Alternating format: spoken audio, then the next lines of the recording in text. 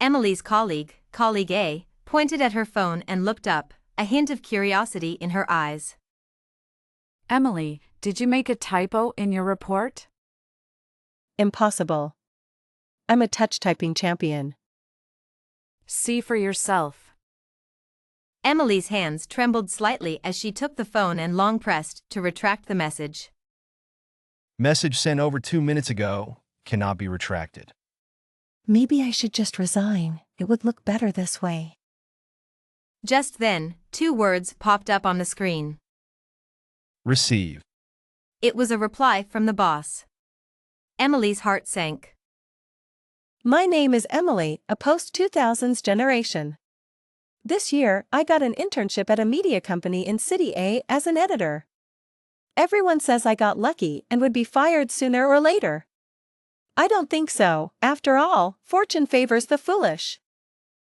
But at this moment, all Emily could think about was whether she could survive without this job. A single girl accidentally calling her boss husband in the work chat, who wouldn't be embarrassed? The man's handsome face gazed at the interns. He wore thin-framed glasses on his nose, a black shirt with sleeves casually rolled up at the wrists, simple yet slightly elegant, but with an indescribable aloofness. He is quite handsome. If only he were my boyfriend. Startled by her own thoughts, Emily quickly dismissed them. She wrote her resignation letter and sent it without a second thought. Just as she opened a job hunting app to find a new job, she received an email reply within 5 minutes. Rejected. Just 2 simple words, leaving Emily utterly confused. What to do when life is a mess? What else but sleep? The next day, Emily's colleagues looked at her with strange eyes. Who's Emily? The boss is calling you. Given her explosive mistake yesterday, everyone was shocked. Boss, you wanted to see me? So, you're Emily. The man's voice was deep, with a certain repressed, icy tone. Emily nodded cautiously. Pack up your desk. Emily looked up sharply. Was she being fired? She bowed deeply in the direction of the boss. Thank you for your guidance these past few days. The man covered his face, trying to hide his frustration. Are you not thinking straight? I want you to move here. He pointed to the secretary's desk next to his. Be my secretary. Distracted, Emily walked to her desk. Seeing her heavy expression as she packed, her colleagues gathered around. What happened, Emily? Is it because of yesterday? No, I'm going to be the boss's secretary. Her colleagues were speechless, staring at her in disbelief. Emily gave them a smile that looked worse than crying. Boss. The boss didn't even look up. Hearing Emily speak, he pointed to the folder on the desk. Print 2 more copies of this document. Boss, should I print all of it? Yes. Boss, do you need color prints? Yes. Boss. The man interrupted Emily's questions. I'm your boss, not your husband. Heartless capitalist, holding grudges. What did you say? The man frowned, standing up and walking toward her. Nothing, boss. I said you look really handsome, absolutely stunning. She turned and ran out of the office. The man's ears turned red. He took out his phone and snapped a couple of selfies, wondering if he was really that handsome. After a while, the redness in his ears faded, and he returned to his cold, aloof demeanor. As the secretary, Emily was sent to buy coffee, print documents, and fetch water. This job isn't worth it. Who do they think they are looking down on? She threw the documents on the table forcefully. Sarah! Just because you're the boss doesn't mean you can boss people around. I'm quitting today. Do you understand? The room was empty behind the desk. Emily was just venting. Could she really quit? She picked up the documents again, tidied up the mess she made, and took a deep breath. She felt much better. Quitting? Michael's voice came from behind, sounding casual but with a hint of authority. Emily's heart sank. She'd offended the boss twice in 2 days. What else could she mess up? No, boss, I knew you were here. I was just acting out how arrogant employees can be to entertain you. Oh. Really? I thought a salary of $30,000 a month wasn't enough for you. TH 30,000? The boss's work is my work, the boss's orders are my commands, the boss's requests are my mission. Michael, Emily, will always follow you, through thick and thin. Looking at her earnest and somewhat naive face, Michael instinctively wanted to pinch her cheek. He raised his hand but thought better of it and patted her shoulder instead. Keep up the good work. Michael glanced at his watch. It's getting late. Time to go home. He lowered his head and continued working. If the boss doesn't rest, how can I, as an employee, rest? Emily mimicked the morning secretary, turned on the computer, and then froze. The boss hadn't told her what to do. There's a client meeting tomorrow. You'll accompany me. Look over this contract. As soon as she opened the document, the dense text made her sleepy. Since elementary school, she'd had a headache whenever she saw a lot of text, and it persisted through college. Thinking of the $30,000 salary, she perked up immediately. Though only for 3 minutes. When she opened her eyes, the room was empty. She wiped the drool from the corner of her mouth. The boss must have left. She looked around and bumped into a hard chest. Be boss. Where are you going? Didn't you say if the boss doesn't rest, the employee doesn't rest? I wasn't. Following the man, she slowly walked out the door. A sleepless night.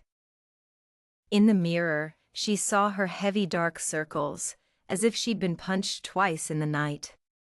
Michael looked completely different, full of energy. Go get a coffee. He looked up and saw her dark circles. Were you up to no good last night? Holding the coffee, Emily leaned sleepily against the car window. The car suddenly braked, and she instinctively looked up, squinting at the boss's phone screen, which read, What to do when an employee drools on the leather seat? "Seeing her awake," he said. Get ready. She lowered her head, not daring to look him in the eye, mumbled a response, and fell asleep again. The man looked at her and thought, so this is what they mean by women being made of water. Wake up, we're here. She was nudged awake. Your work attitude is problematic. Your salary will be docked this month. She wanted to cry but had no tears. It's not her fault she wanted to sleep, the seat was just too comfortable. Half asleep, she followed at the back of the group, rubbing her sleepy eyes. She bumped into Michael, spilling coffee everywhere, including on him. At this moment, if this were an anime, Michael would have black lines all over his face. Boss, I didn't mean to. I just didn't see you in front of me. Michael ignored her, forced a smile at the client, and said, Just a small mishap, please excuse us. He handed her his jacket. You, wait for me in the office. The man turned, took a deep breath, and tried to suppress his anger. A group of us entered the hotel, but I didn't dare go in. I had to wait at the entrance for Michael. The winter in City A was below freezing, with cold winds blowing fiercely. I huddled in a corner, shivering in my wool coat, which was professional but not warm enough. A chubby man stood in front of me and draped a coat over my shoulders. Hello, I'm the secretary from your partner company. He took out his phone and added me as a friend without giving me a chance to speak. Remember to contact me when you return the coat. I didn't know how long I waited before Michael and his group finally came out. Boss. I waved at him, still curled up. Why are you here? Didn't I tell you to go back? His face was stern. I was startled, feeling wronged, angry, and upset all at once. Tears welled up in my eyes before I could speak. I was too scared to leave. It's so cold. Michael looked at me, huddled in a small ball. Despite his anger, he quickly walked over, picked me up, and put me in the car. Robert, drive. I leaned against the heater, my hands red and swollen from the cold. Michael glanced at me. You brought this on yourself. After a moment, I'm sorry. I hadn't slept much and had been out in the cold for hours. My head was spinning, and I couldn't hear what he was saying. I closed my eyes, feeling drowsy. A hand touched my burning forehead. I groaned and turned over.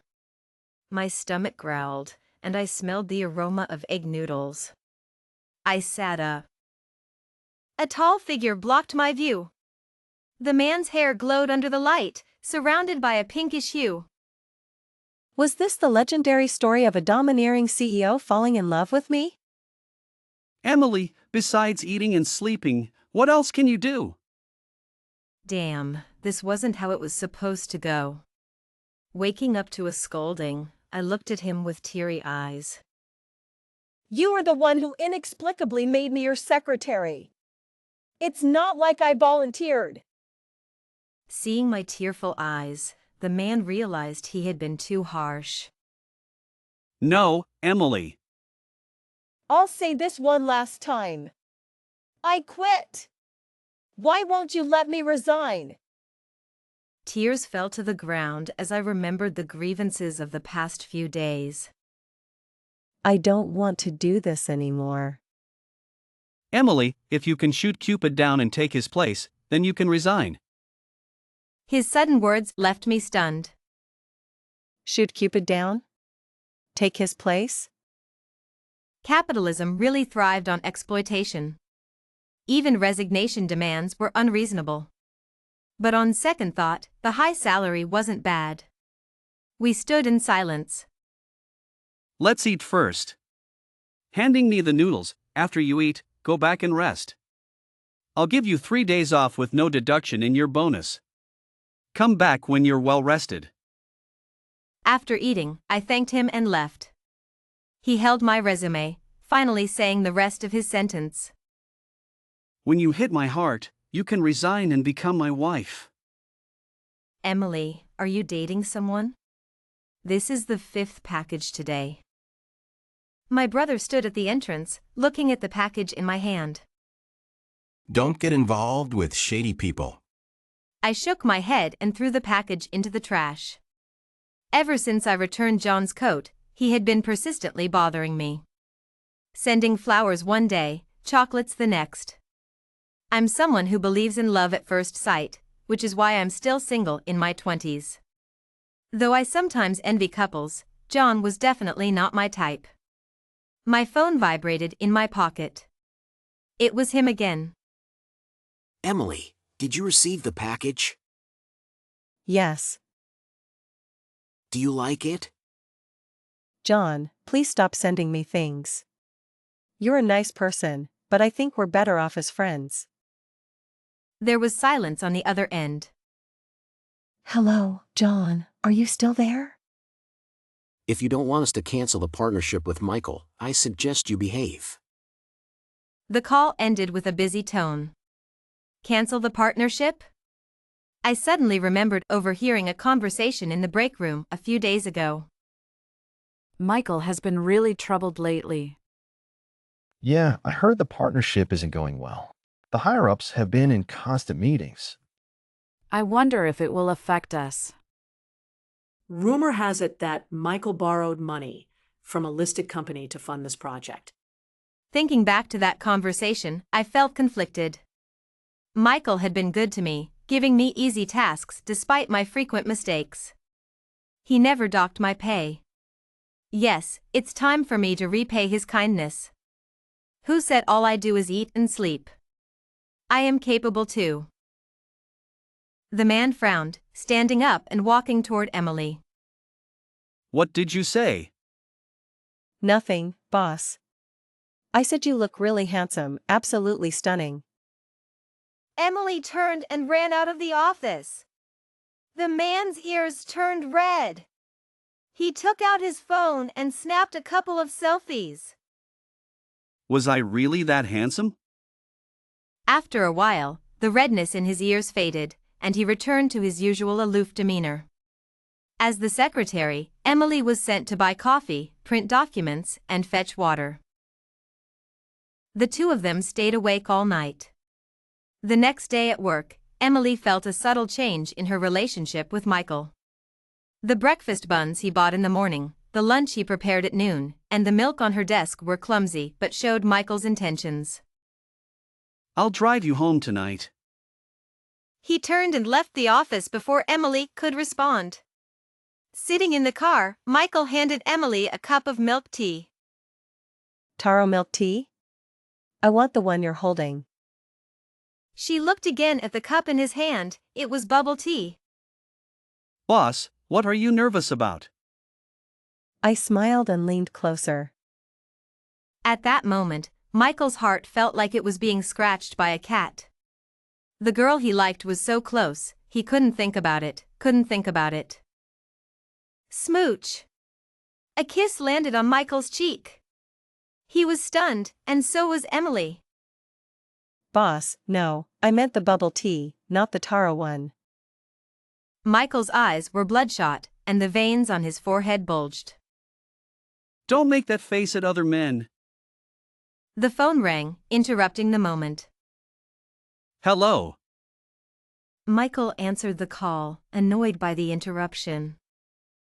Honey, when are you coming home? Soon. Whose call was that? I'll go home by myself.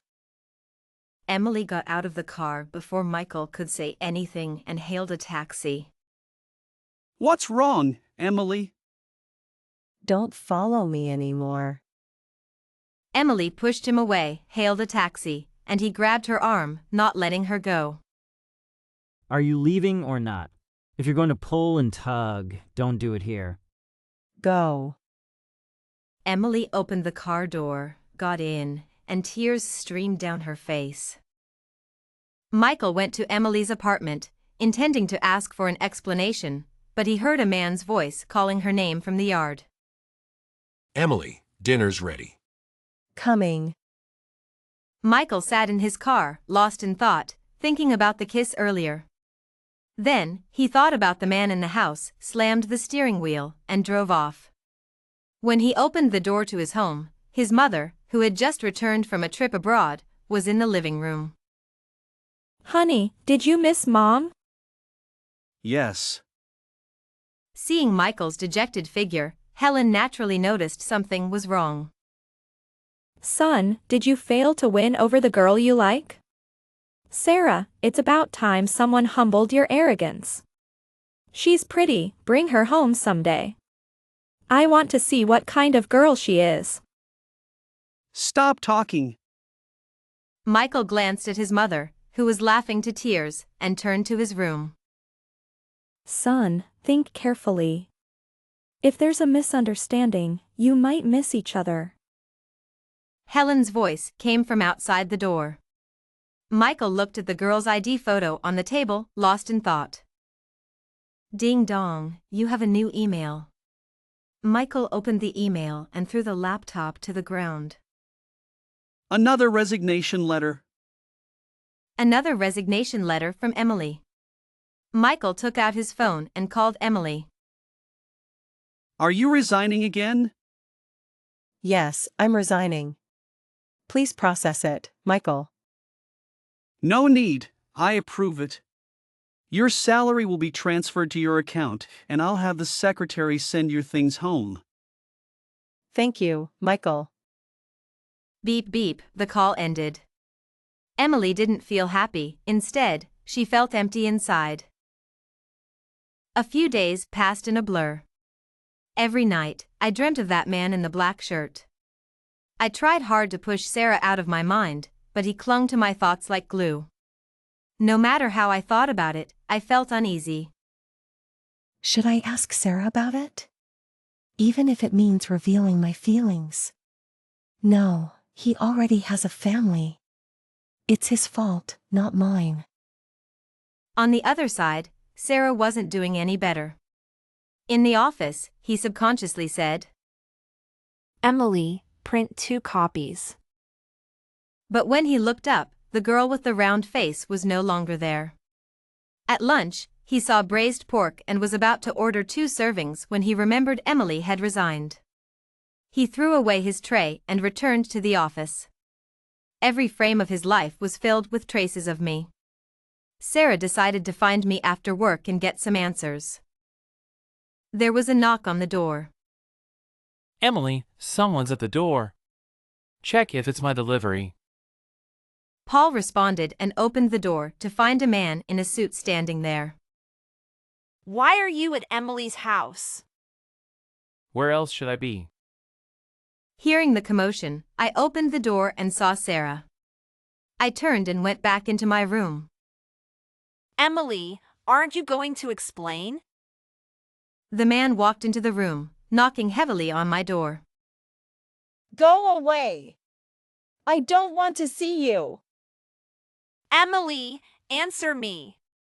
Why did you kiss me when you already had a boyfriend? The man's face turned red as he finally voiced his confusion. Boyfriend? Paul was stunned. Sarah, don't turn the tables on me. Where's my boyfriend? I pointed at Paul. He's my brother, my biological brother. Brother?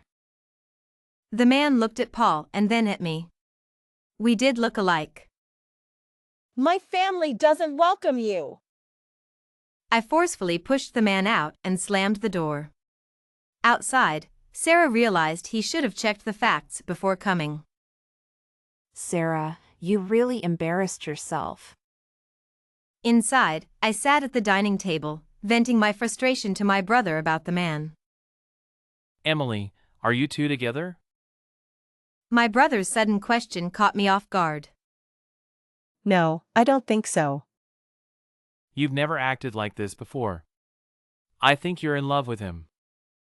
Then he turned and walked into the kitchen. Am I in love with him? The man stood downstairs, lighting a cigarette. He thought about the past month and the kiss on his cheek. He regretted agreeing to my resignation so quickly.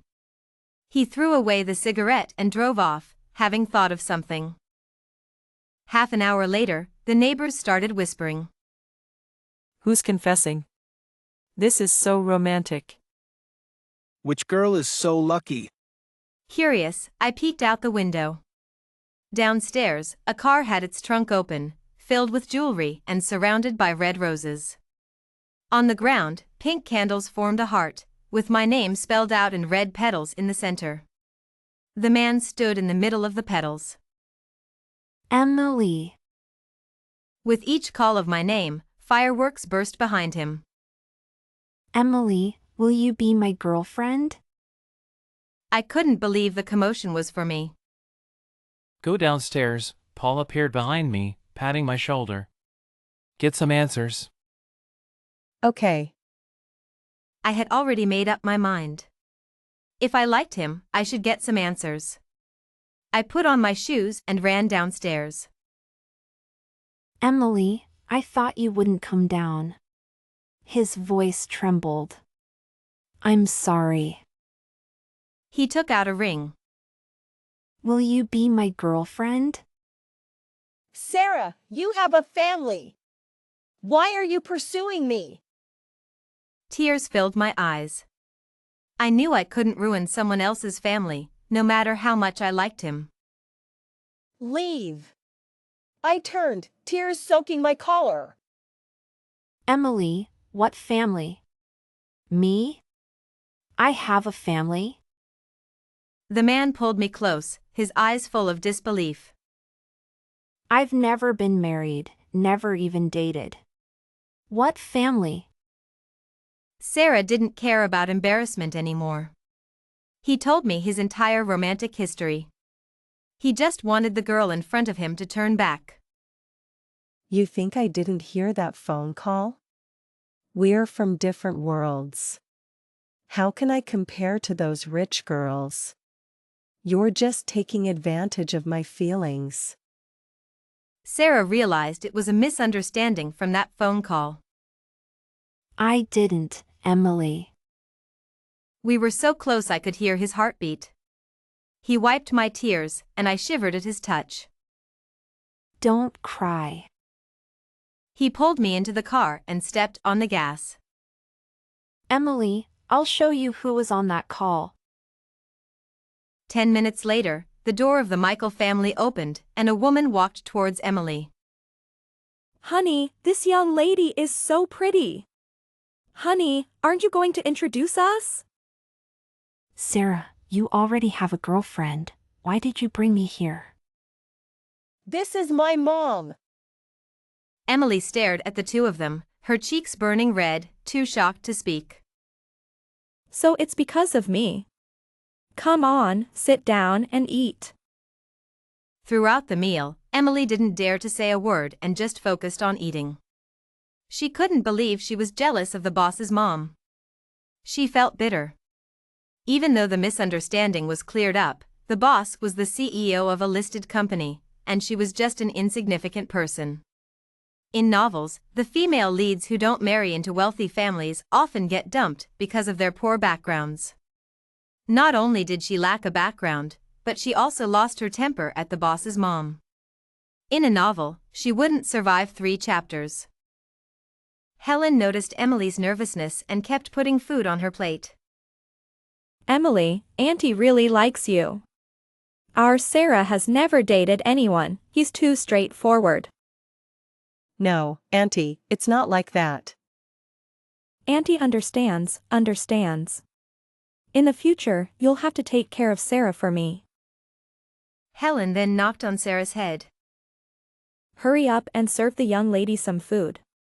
You're so straightforward, not like me at all. Sarah looked at Emily's stuffed cheeks, his heart pounding so hard it made his head spin. His ears turned red as he picked up his wine glass and drank it all in one go.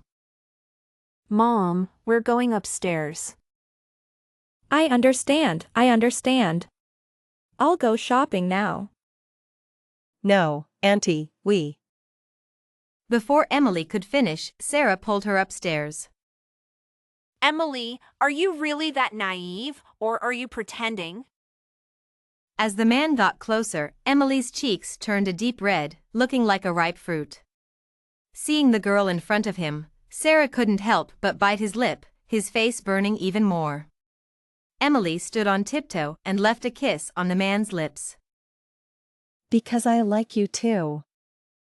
Lifting her flushed face, the man's lips landed on her forehead, eyes, nose, and finally, unable to control himself, kissed the lips he had longed for. Boss. In the group chat, you call me hubby, and now you call me boss? MMM. The sudden kiss was like a storm, catching Emily off guard. The sweet taste lingered on her tongue, and her mind went blank. She just closed her eyes and followed his lead. At this moment, she had long forgotten to think, nor did she want to think, just instinctively held on to the man, tighter and tighter. After a long time, they let go of each other, and Emily felt dizzy. This time, you can quit your job. She looked up, the shyness of a young girl written all over her face. Miss Cupid, congratulations on hitting my heart. Now you can quit and be my wife. As he said the word wife, a visible blush spread across his cheeks. You. What about me? If I didn't have a plan, how could I bring you home? But I'm not some wealthy family's daughter. I'm just an ordinary person. We. What are you thinking? Have you read too many romance novels? Don't overthink it. This isn't some cliché plot. I don't have an arranged marriage or family alliances. With that, Emily was instantly pulled into a strong embrace, and the rest of Sarah's words were drowned in a kiss full of affection. Hello, Mrs. Michael. Please, this way, Mrs. Michael. I was startled by the address and waved my hands repeatedly. Every time I passed a work area, I received more flowers. When the last rose was handed to me, confetti burst from the party poppers around me. Emily, will you be with me? The man in front of me held a ring box and knelt on one knee, his high nose, thin lips, and sword-like eyebrows that slanted into his dark hair made his handsome profile flawless. The surrounding employees cheered. Say yes to Michael. Hello, Mrs. Michael. Amidst the cheers, my face turned red, and I nodded gently. Michael leaned in and kissed me lightly on the lips, then held me tightly in his arms. Emily, you're finally mine. 3 years later, our wedding photos were displayed on the largest screen in the city center of a city. Michael had done it. He gave me the grandest wedding, letting everyone know that I was the woman he loved the most. I lay in bed, looking at the man sleeping beside me, gently stroking his profile. Michael turned over and pinned me down. Wife, you're playing with fire. His hand gripped my waist tightly, and with one hand, he held my head and kissed my lips. The man gradually became unsatisfied with the gentle kisses, and his kisses grew more passionate, no longer confined to one spot. From my chin to my cheeks, from my neck to my collarbone. My fair fingers wrapped around the man's neck, and in the darkness, we both became unrestrained. Let's have a child. Emily, call me husband. Husband. His hand pressed against my smooth back, and my slender legs wrapped around his waist.